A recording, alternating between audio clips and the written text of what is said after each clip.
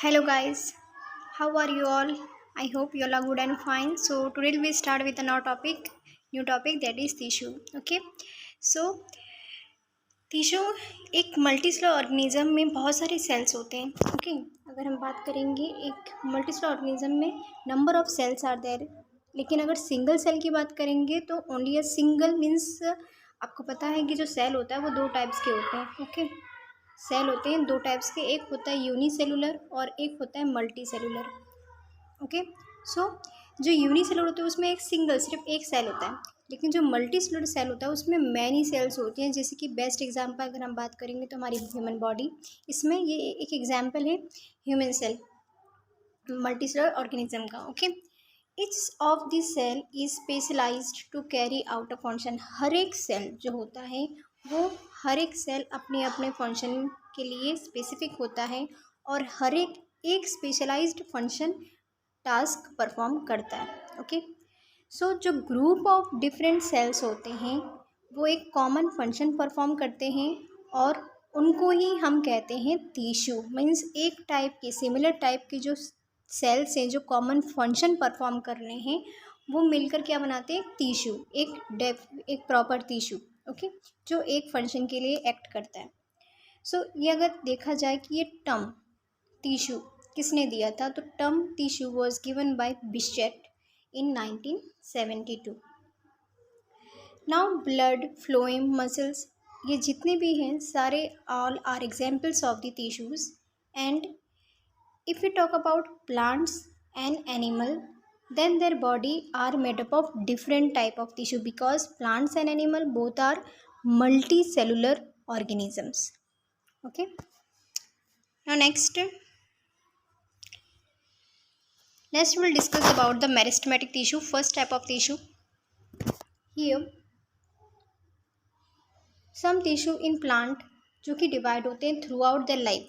Okay, and they are localised in a certain region of the plant body, जैसे कि root हुआ, stem हुआ, branches हुआ. They are refer to as a meristematic tissue जो कि dividing cell होते हैं. तो इसीलिए हम इसके फंक्शन के बेस पर मेरिस्टेमेटिक टिश्यूज़ को हम डिवाइडिंग सेल्स भी कहते हैं. Okay, based on the dividing capacity plant tissue are classified.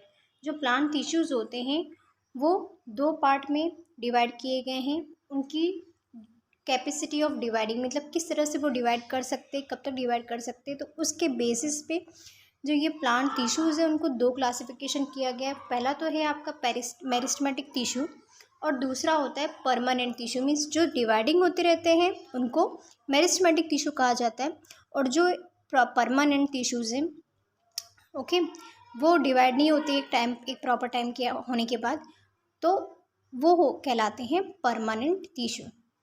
Now first we will see what is meristematic tissue. जो ये मेरिस्टेमेटिक टिश्यूज़ हैं वो कंटेन एस टाइप के टिश्यूज़ कंटेन करते हैं जो कि कंटिन्यू ग्रो करते हैं थ्रू आउट लाइफ. पूरी साल ज़िंदगी भर वो डिवाइड करते रहते हैं. Okay, through out the life. तो इस टाइप के वो मीन्स हम कह सकते हैं जिन सेल के पास कैपेसिटी होती है डिवाइडिंग की, they have the higher capacity of dividing. Okay, तो हायर कैपेसिटी ऑफ डिवाइडिंग जो ज़्यादा वो डिवाइड ही करते रहते हैं, they are the meristematic tissue. और अकॉर्डिंग टू देयर पोजीशन अगर हम प्लांट की बात करते हैं तो इनकी पोजीशन के बेस पे इनको क्लासिफाई किया गया है 3 टाइप्स में. जैसे कि ये आप देख सकते हो अपाइकल. ओके, नेक्स्ट यहाँ पे लैटरल, फिर बेस में. So based on their position किस टाइप के टिप पर, रूट पर, शूट पर, लेटरल पार्ट पे किस टाइप पे कौन से टाइप के टिश्यूज़ प्रेजेंट है और वो किस तरह से डिवाइड होते हैं, तो उसके बेस पर मीन्स उसकी लोकेशन के बेस पे ये मेरिस्टेमेटिक टिश्यूज़ 3 पार्ट में डिवाइड किए गए हैं. तो first we will C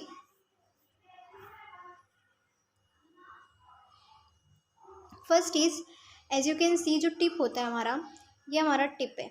okay, सो यहाँ पे टिप पर जो टिश्यूज़ प्रेजेंट होते हैं उसे हम कहते हैं apical meristem. Okay, so tip पर अपाइकल मेरिस्टेम. उसके बाद जो बीच में आपके लेटरल पार्ट्स होते हैं, ओके यहाँ पर आप देख सकते हैं ये बीच के जो पार्ट हैं that is refer to as a intercalary meristem. और जो साइड साइड में इलोंगेशन टाइप में जो इलोंगेट होते हैं, that is a lateral meristem. Now so apical meristem, इसका का काम होता है कि ये इंक्रीज करता है, क्योंकि आगे से बढ़ता है, इसकी मूवमेंट क्या होती है, अपवर्ड होती है। तो ये प्लांट को हाइट इंक्रीज करने में हेल्प करता है, इसीलिए हम इसे कहते हैं primary, means we can say it play a role in the primary growth of the plant. A plant can achieve height because of the apical meristem. Second is the lateral meristem.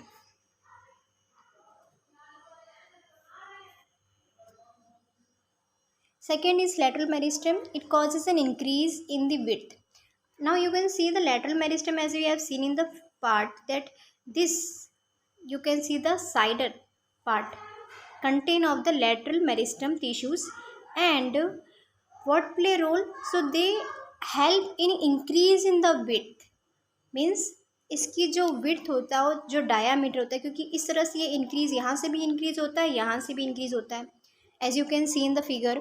सो ये जब increase होता है तो ultimately ये क्या करता है कि ये इसकी विड्थ को, इस प्लांट के जो ये रूट्स हैं, इसके साइड्स के रूट हो या फिर हम बोल सकते हैं स्टीम है, तो उनके जो ये साइड ब्रॉडन पार्ट में इंक्रीमेंट करता है. Ultimately it help in increase in the width of the root and stem. So इसीलिए इसे हम कहते हैं सेकेंडरी ग्रोथ. ओके, जो अपाइकल जो टिप पे होते हैं उसको हम प्राइमरी ग्रोथ कहते हैं, और जो ये ब्रॉडन पार्ट में ग्रोथ रिस्पॉन्सिबल, दो cells which are responsible for the widen part, they are refer to as a secondary growth. Third is intercalary meristem. Now we will see the intercalary meristem. So as you have seen that intercalary, suppose I आपको you can see from the figure, suppose मैंने इसको थोड़ा बड़ा कर दिया. Now you can see that कि जो intercalary meristem होते हैं वो यहाँ पे प्रेजेंट होता है. ओके, इस तरह बीच में प्रेजेंट होते हैं. तो they are located at the base of the leaves और इंटरनोड्स. जो यहाँ पे जो नोड्स, यहाँ से आपकी दूसरी टहनी स्टार्ट हुई है सपोज स्टिम्स. सो ये जो पार्ट है, I show with your different colour. Now you can see from here that ये पार्ट जो आपका है, ओके, सपोज यहाँ से एक और स्टिम यहाँ से अराइज हुई है, यहाँ पर ये पार्ट है. So they are located at the base of the leaves और इंटरनोड. जहाँ पे भी ज्वाइनिंग पार्ट्स जो नोड्स हैं, they are present there and they produce increase in the leaf length of leaf and internode. Okay, so leaf के increment में ये help करता है, एंड जो इंटरनोड्स होते हैं उनके इंक्रीमेंट में ये हेल्प करता है, because this intercalary meristem are present here. Now next, if you talk about the key points, that apical meristem is responsible for the elongation of the root and stem. जो apical meristem होते हैं ये किसके लिए helpful होते हैं? They are responsible for elongation of root and stem.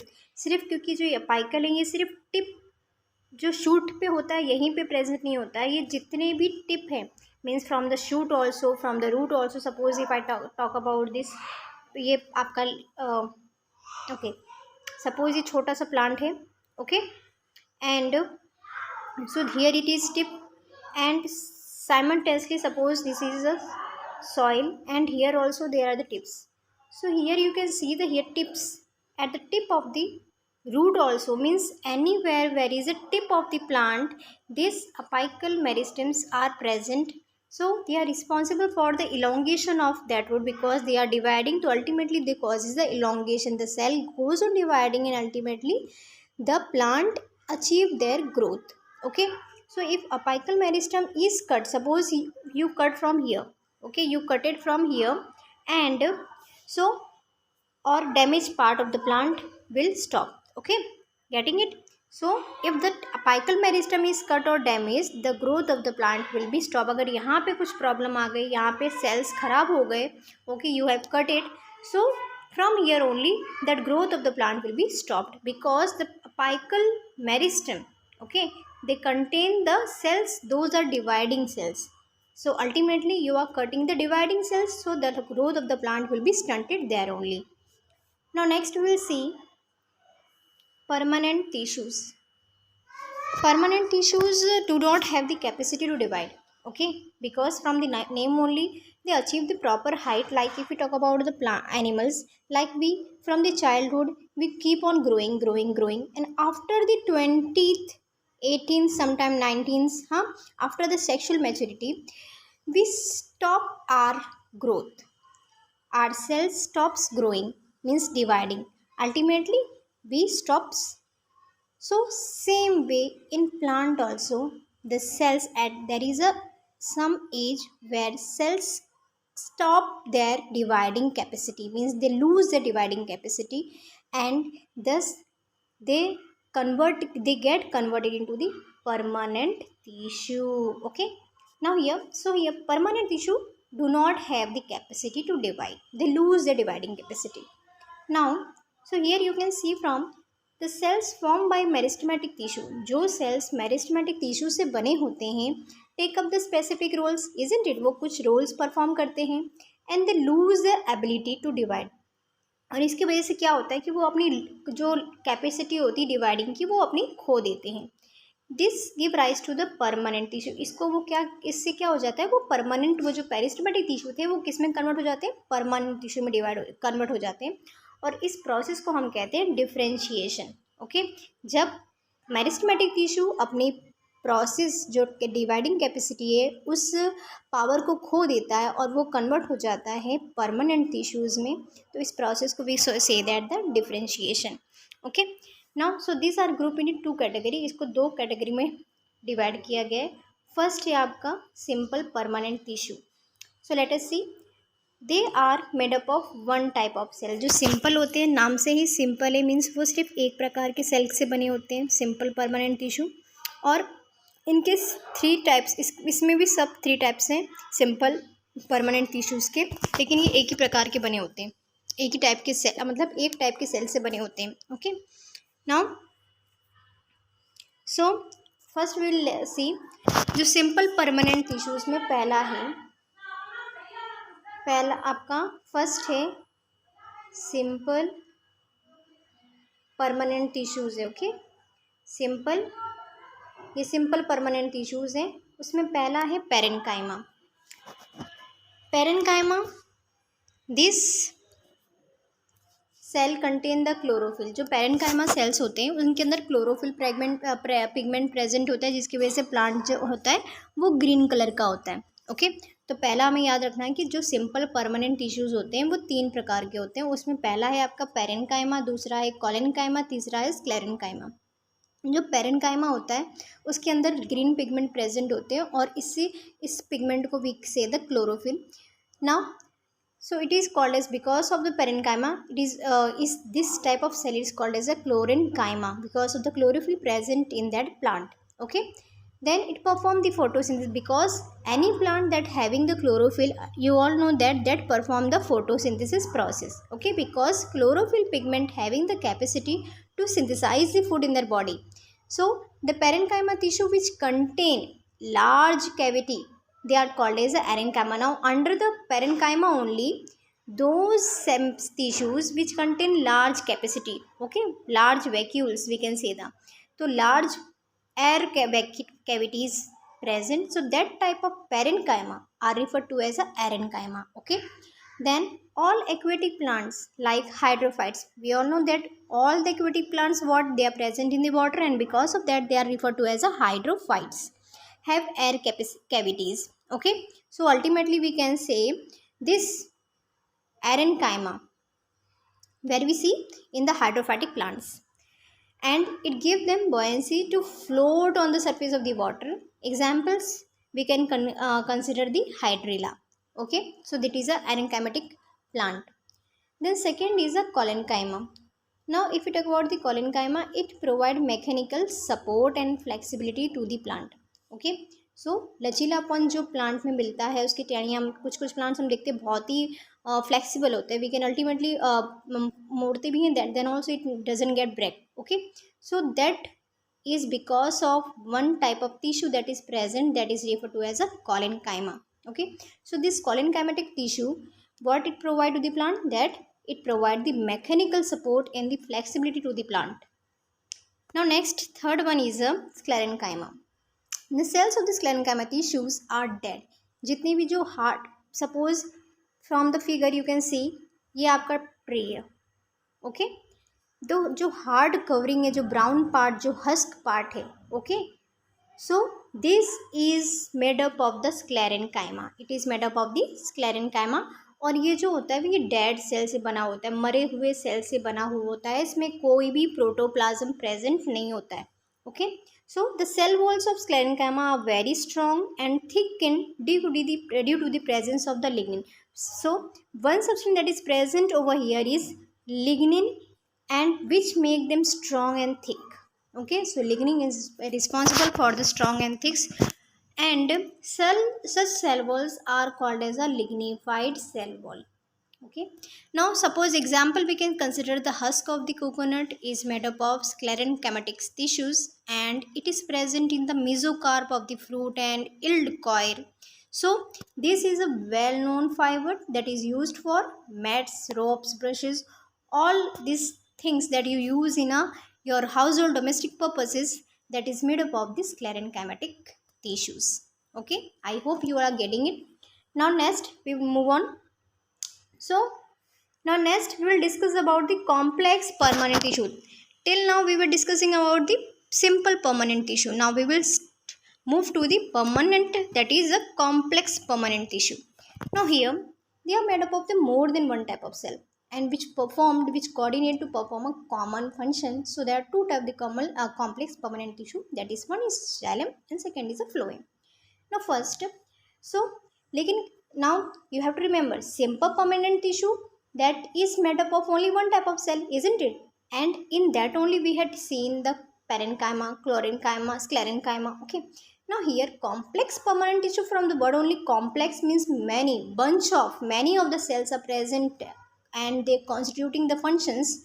So because it is from the name only, it is very complicated, isn't it? So because of that it is referred to as a complex permanent tissue. Now so here first we will look at the xylem.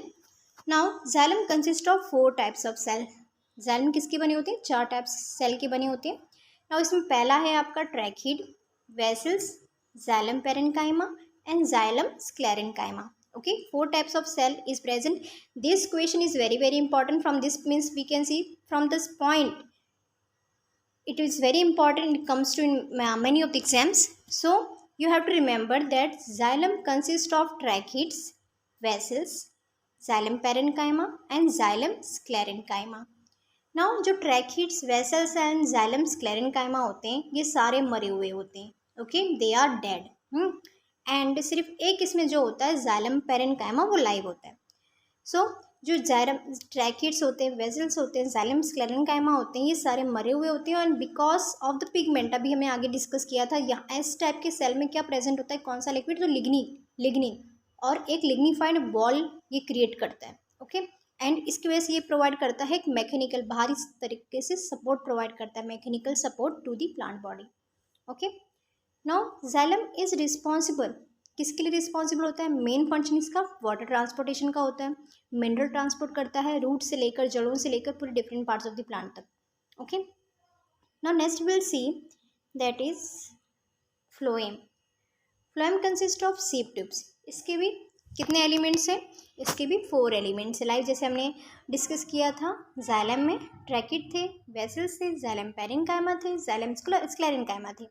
वैसे ही जो phloem में है, phloem भी 4 components हैं जो कि पूरा मिला के फ्लोएम को कंस्टिट्यूट करता है. फर्स्ट विल सी इसमें क्या होता है कि सीव ट्यूब्स होते हैं. क्या होते हैं इसमें? सीव ट्यूब्स होते हैं, कंपेनियन सेल्स होते हैं, फ्लोएम पेरेंकाइमा होता है और फ्लोएम फाइबर होता है. ओके, इसमें स्क्लेरेंकाइमा नहीं होता, ना ही इसमें ट्रैकिड्स होते हैं, ना वेसल्स होते हैं. So except for phloem fibre, यहाँ पे जो फ्लोएम फाइबर्स होते हैं इसको छोड़ के बाकी सारे के सारे लिविंग सेल से बने होते हैं, जबकि फ्लोएम फाइबर जो होता है that is made up of the dead cells. Now phloem का काम क्या होता है? ये फूड को ट्रांसपोर्ट करता है from the leaves to the different part of the plants. So as you can see from the figure, let's see the discuss that is our figure. Now you can see from the figure that is, suppose this is xylem. Okay, I change my color so that you can easily understand. So you can see this is xylem and here you can see one way flow. Okay, the water, as you all know, what is the role of the xylem? That transport the water. क्या transport करता है? Water. And food, phloem क्या transport करता है? Phloem से भी हम बहुत इजीली इसको रिमाइंड कर सकते, फॉर इज फ्लोएम, फॉर से food. Okay, so you can easily keep in your mind that first say phloem and first say food. Okay, so phloem transport the food particle to the different part of the plant from the roots.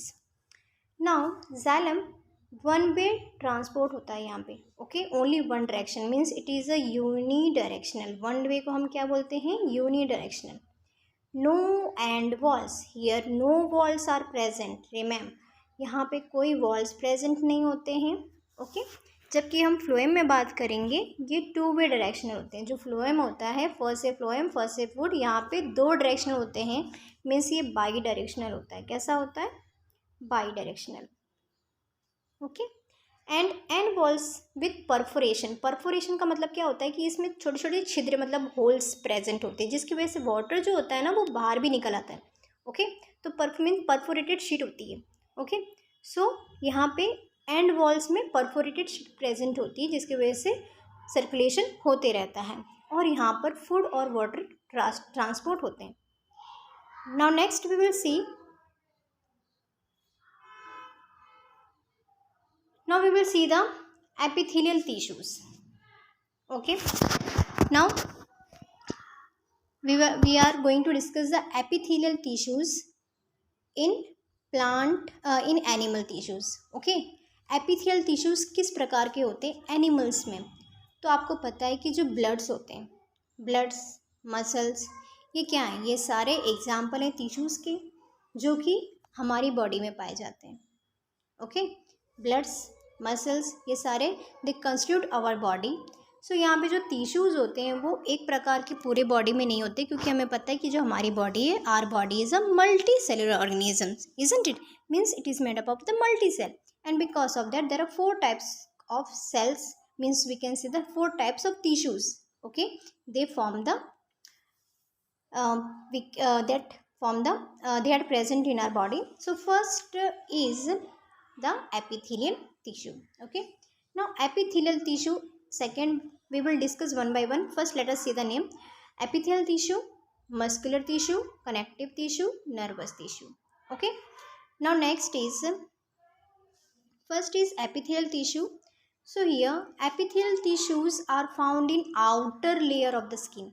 जो भी animals होता है, suppose कुत्ता, बिल्ली, हम अपनी भी skin की बात करें, जैसे हम अपनी हाथों को देखते हैं, जो हमारी जो ब्लैकिश या फिर कोई गोरे होते हैं उनकी वाइटी स्किन होती है, जो काले होते हैं उनकी ग्रीन ब्लैक स्किन होती है. जो ये बाहर की जो लेयर होती है, सबसे बाहर की आउटर मोस्ट लेयर, जिससे पसीना छूटता है, बाल्स प्रेजेंट, हेयर प्रेजेंट होते हैं, तो इसे हम ये जो आपकी स्किन, जो आउटर लेयर की स्किन होती है वो बनी होती है एपिथेलियल टिश्यूज़ की, और ये सबसे सिंपलेस्ट टिश्यू होती है. ओके, सबसे आसान, सबसे साधारण टाइप की हम बोल सकते हैं, जो कि सिर्फ जिसका काम क्या होता है? प्रोटेक्शन का काम होता है. जैसे आपको कहीं आप बैठ के आपको कांटा लगा तो आपके चुभता है ultimately.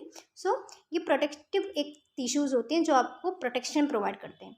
And this type of epithelial tissues are again of the 4 different type. Okay, based on the structures and shape. So let us see. First we will look at squamous epithelial tissue. जो पहला होता है animals में, मतलब हमारे में पहला है स्क्वेमस एपिथेलियम टिश्यू. ये क्या होते हैं कि इनमें दे form the lining of the cavity. जैसे कि हम अगर बात करेंगे, हमारे माउथ, मुंह से स्टार्ट होता है. ओके, मुंह से ऑसोफेगस, मीन्स जो आपके माउथ में होते हैं ना, उसमें हम स्क्वेमस एपिथेलियम टिश्यूज़ प्रेजेंट होते हैं.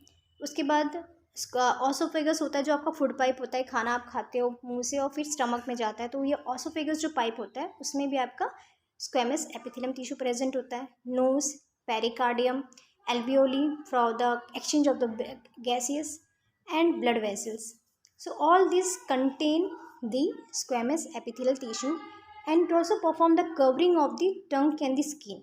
Okay, means they are also present on the tongue and skin. Now next we will see the columnar epithelium tissue. From the columnar, now one point now if talk about the squamous ना, तो squamous name से ही क्या होता है, जो इसमें squamous epithelium tissues होते हैं उसके जो शेप्स होते हैं ना उनके स्क्वायर टाइप के होते हैं। कैसे होते हैं? स्क्वायर। इसीलिए based on the shapes only जो एपिथेलियल टिश्यूज जो होते हैं इनको हमने नाम दिया है स्क्वेमस एपिथेलियल टिश्यू।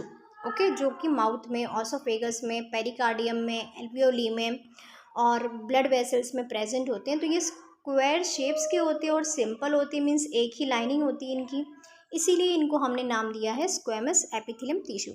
दूसरा हमारा है कॉलमनार एपिथेलियम टिश्यू। नाम से ही कॉलम मीन्स ये जो आपके सेल्स होते हैं ना ये कॉलम टाइप के होते हैं। कैसे होते हैं? कॉलम टाइप के।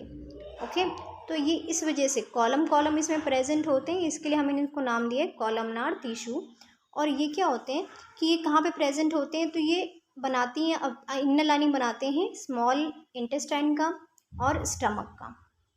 Okay, you have to remember, जो आपके कॉलमनार एपिथेलियम होते हैं वो स्मॉल इंटेस्टाइन में प्रेजेंट होते हैं, मतलब अंदर की लेयरिंग बनाते हैं, और स्टमक की अंदर की लेयरिंग बनाते हैं। And it forms the mucus membrane. और ये क्या बनाते हैं? म्यूकस मेम्ब्रेन, बहुत चिपचिपा टाइप का मेम्ब्रेन जो प्रोड्यूस होता है, that is also made up by the columnar epithelium. और ये गॉल ब्लैडर एंड ओविडक्ट की अंदर की लाइनिंग भी बनाते हैं। ओके, तो columnar epithelium is also present in the gall bladder and the oviduct. Now next will see the cuboidal. Cuboidal from the name only, cuboidal means cube shape. Okay, so ये जो आपका cube shape होता है, ये आपका जो cube shape structure होता है सेल का। ओके, सपोज ऐसे हमने ये बना दिया, सो ये जो आपका क्यूब शेप स्ट्रक्चर होता है that is referred to as a cuboidal epithelium and it form the inner lining of the kidney. So ये कहाँ पे प्रेजेंट होते हैं? जो cuboidal epithelium होती है वो किडनी में प्रेजेंट होते हैं, किडनी की अंदर लाइनिंग को बनाते हैं और सलाइवरी ग्लैंड्स को बनाते हैं। सो ये आपके जो cuboidal epithelium होते हैं that form the inner lining of the kidney and the salivary gland. Now next is a ciliated epithelium. Ciliated epithelium are they are found in the respiratory tract. Where they are found? So ciliated is found in the respiratory tract. Cilia is a hair-like projection on the outer surface of the epithelial cell and they are called as ciliated epithelium. Okay, so they are present on the respiratory tract of a nose. Now next is a muscular tissues. Let us see the muscular tissue. So here muscular tissues has been classified into a 3 types, that is striated, smooth, cardiac, on the basis of the location and structure and their function. So let us see one by one what are their function and how they looks. Okay, so first we will see striated. They are striated means straight, like suppose ये सीधे होते हैं. Okay, striated and shows the light and dark strips. यहाँ पे कुछ light होते हैं, कुछ dark, light dark, light dark, इस टाइप्स की स्ट्रिप्स प्रेजेंट होती है in the striated muscles and they are found in the limbs of body walls and neck. तो ये गर्दन में पाए जाते हैं और लिम्स में, ये जो आपकी लिम्स होती हैं, फिंगर्स होती हैं, इसमें पाए जाते हैं. ओके, नेक्स्ट होते हैं और बॉडी वॉल्स में प्रेजेंट. और ये जो वॉलेंट्री होती है मीन्स आप इसको रेगुलेट कर पाते हैं. तो दे आर द जो स्ट्रेटेड मसल्स होती हैं ये क्या होती हैं? वॉलेंट्री होती हैं. They are regulated by our will. Then second is the smooth muscle. So they are not striated. ये स्ट्रेटेड नहीं होते. They are spindle form. ये स्ट्रेट नहीं होते. कैसे होते हैं? स्पिंडल फॉर्म में होते हैं. आप जैसे देख सकते हैं इसके 2 नुकीले पार्ट होते हैं. इस टाइप के शेप्स को हम क्या बोलते हैं? Spindle shape. और ये एक स्पिंडल शेप का होता है, यूनिन्यूक्लिएट होता है. इसमें सिर्फ एक ही न्यूक्लियस प्रेजेंट होता है. सो इसके लिए हम इसको बोलते हैं this is the uninucleated. And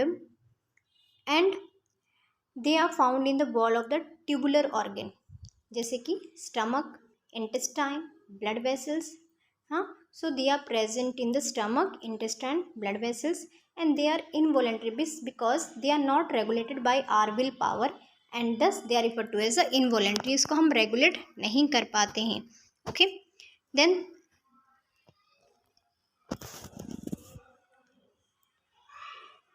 third is cardiac. Cardiac muscles are again striated muscles. ये कैसे होते हैं? Striated muscles होते हैं. इनमें भी ब्रांचेस होती हैं। Okay, from the figure you can सी कि आप देख सकते हैं कि यहाँ पर इस तरीके से ये जो जा रही है और यहाँ पे न्यूक्लियस भी प्रेजेंट है। ओके, सो ये ब्रांचेस टाइप आपको दिखते हैं और यहाँ पे एक एक न्यूक्लियस प्रेजेंट होता है in between that. Okay, one nucleus is present between them, and again they are involuntary because they are present on the heart of our wall, means wall of our heart, and they are unregulated. Means आप उसको regulate कर सकते हो, अपनी heart beat को रोक सकते हो नहीं ना, तो उस वहाँ पे जो मसल्स प्रेजेंट होते हैं ना, that is made up of the cardiac muscles, and they are involuntary, means they are not regulated by our power will. Okay, now next we will see connective tissue. What are connective tissue? So they are specialized to connect various body organs. The tissues connect bones to each other, muscles to bone, bind tissues and give support to various part of the plant by creating a packing around organ. Okay, तो अब जो binding करने का काम होता है muscle से bone से लेकर बोन टू बोन, हाँ, तो अब पैकिंग अराउंड पैकिंग करना। So all that is made up of the all that is done by the connective tissue, and this packing prevent the organ. इससे क्या होता है कि जो ऑर्गेन होता है वो कहीं भी यहाँ वहाँ डिस्प्लेस नहीं होता है, प्रॉपर जगह पे फिक्स होता है। सो इसका जो मेन फंक्शन होता है कनेक्टिव टिश्यूज का, वो बाइंडिंग का काम करता है, सपोर्टिंग का काम करता है, पैकिंग का काम करता है together different organ of the body. Now type किस टाइप के कनेक्टिव टिश्यू होते हैं, तो हमारी बॉडी में different types of connective tissue पाए जाते हैं, जैसे कि areolar connective tissue, adipose connective tissue, tendon, ligaments. Okay, so one by one we will see. जो एरोलर कनेक्टिव टिश्यू होते हैं वो कहाँ पे पाए जाते हैं, स्किन और मसल्स में। ओके, ब्लड वेसल्स में और बोन मैरो में। Skin, muscles, blood vessels and bone marrow. जो एरोलर कनेक्टिव टिश्यू होते हैं वो स्किन में पाए जाते हैं, मसल्स में पाए जाते हैं, ब्लड ये बोन मैरो में पाए जाते हैं और ब्लड वेसल्स में पाए जाते हैं। और ये क्या करते हैं, ये फिल करते हैं स्पेस को, जो ऑर्गेन के बीच में एक एक ऑर्गेन के बीच में जो जगह प्रेजेंट होती है उसको वो एयर भर के फिलअप करते हैं, and help in the repair of tissue. Repairing में ये काम करते हैं, जो भी अगर कुछ चोट वोट लग जाती है उसको रिपेयरिंग में ये हेल्प करते हैं। ओके, देन एडिपोज टिश्यू जो होते हैं, adipose tissue is a fat storing. जो एडिपोज टिश्यू होंगे ये फैट स्टोर करते हैं अपनी बॉडी में, and they are found below the skin. Skin के नीचे ही पाए जाते हैं, just below the internal organ. और ये एक इंसुलेटर का काम करते हैं, क्योंकि इसमें ये फैटी होते हैं तो एक गर्माहट प्रोड्यूस करते हैं। ओके, इंसुलेटर का काम करते हैं।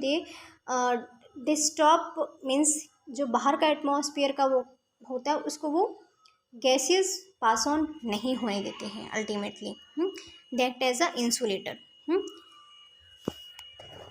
सो then tendon are connective tissue and they connect muscles to bone. जो MB, ओके, मसल से बोन में MB, सो ये टेंडन होता है जो मसल्स और बोन को कनेक्ट करता है, that is tendon. Pigment connective tendon tissue. Tendon एक फाइबर टाइप टिश्यू होते हैं और इनके पास ग्रेट स्ट्रेंथ होता है बट लिमिटेड फ्लेक्सिबिलिटी होती है। स्ट्रेंथ तो बहुत ज़्यादा होती है लेकिन ज़्यादा फ्लेक्सिबल नहीं होते हैं ये टेंडन्स। तो MB, okay, remember MB means muscles to bone. Next is ligaments. Next we will see ligaments. जो ये लिगामेंट्स होते हैं ये भी कनेक्टिव टिश्यू है। ये BB, okay, bones to bone. तो बोन हड्डी को हड्डी से जोड़ता है ligament, and it has a great strength and elasticity. लेकिन इसके पास स्ट्रेंथ भी होती है और इलास्टिसिटी भी होती है। Next is our bones. Bones are very strong as you all know, and they are non flexible. क्योंकि बोन्स तो बिल्कुल ही कड़क होते हैं, मुड़ते नहीं, बिल्कुल नॉन फ्लेक्सिबल होते हैं, स्केलेटल कनेक्टिव टिश्यूज बनाते हैं। So bones form are skeletal system sorry, and protect the main organ of our body. Okay, then next is cartilage. Cartilage is a skeletal connective tissue again, and they are found in the nose, tip, ear, pinna, end of the long bones, rings of trachea. Okay, and they provide flexibility. आप अपने कान को छू के देख सकते हैं, knows को छू के टिप को देख सकते हैं, you can touch your pinna, okay, that is your ear, जो आपकी fluffy, the end of the long bones and the ring of your tracheas, okay, that you can make touch and you can feel how it is. So it is, we can say it is a flexible little bit, okay. Next is blood. Blood is a fluid connective tissue and it has a fluid matrix that is called plasma, which contain the WBC, RBC and platelets. So blood contain here WBC, RBC and platelets, and here it has a fluid that is present, that is called as a plasma. Now next is connective tissue. Nervous tissue. Nervous tissue is highly specialized to transport the message. Nerves है, means हम इसको बोल सकते हैं nerves tissues, हाँ, जो nerves को message transport करती है यहाँ से वहाँ. सो नर्वस टिश्यू, इसको हम बोलते हैं नर्वस टिश्यू, जो कि मैसेंजर का काम करती है हमारी बॉडी में. किसका काम करती है? मैसेंजर का, ओके, मैसेज यहाँ से वहाँ पास ऑन करना. सो इसमें जो ऑर्गन जो प्ले करते हैं रोल, और एक पूरा टिश्यू का मतलब टिश्यूज जो प्ले करते हैं रोल और पूरा सिस्टम एक बनाते हैं, तो उसमें मेन होता है ब्रेन, स्पाइनल कॉर्ड और नर्व्स का. 3 ये nerves composed of nerve tissue and they form the central nervous system, और ये एक सेंट्रल नर्वस सिस्टम का निर्माण करते हैं. तो cell of the nervous tissue are called nerves और न्यूरॉन. इसको हम क्या कहते हैं? नर्व सेल कहते हैं या फिर न्यूरॉन. एंड ये न्यूरॉन जो होता है our unit of the nerve system, एक बेसिक यूनिट होता है, okay. So now neurons are the unit of the nervous system and neurons have the ability to receive and send stimuli to different part of the body. So impulse that travel from one neuron to another neurons, each neuron had 3 different parts and they are cyton, that is called as a cell body, second is axon and third is dendrite. So जो cell body होता है, और we refer to as a cyton also, they contain the nucleus and the cytoplasm like this. You can सी, ये आपका साइटोन है, okay. Then so इसमें क्या होता है? एक तो बीच में आपका न्यूक्लियस है and then cytoplasm. Then axon is a single long part, that is this is axon, this is axon and this is cyton. Then dendrite is a short branches arising from the cyton. यहाँ पर छोटी छोटी branches arise होती हैं, okay. So this are refer to as a dendrites. This is refer to as a dendrites. Now you can see from the figure. So ये आपका क्या है? दिस इज कॉल्ड द साइटोन, और या फिर हम इसको कहते हैं सेल बॉडी. जो छोटी छोटी ब्रांचेज अराइज हुई हैं इसे हम बोलते हैं डेंड्राइट्स, और ये जो आपकी ये है that is refer to as axon, okay. Now next, okay, so till this our lesson is over. I hope आपको enjoy हुआ होगा और आपको समझ में आया होगा. Till then, keep watching my videos, and if you like my videos, then please keep on subscribing and adding your friends. Thank you.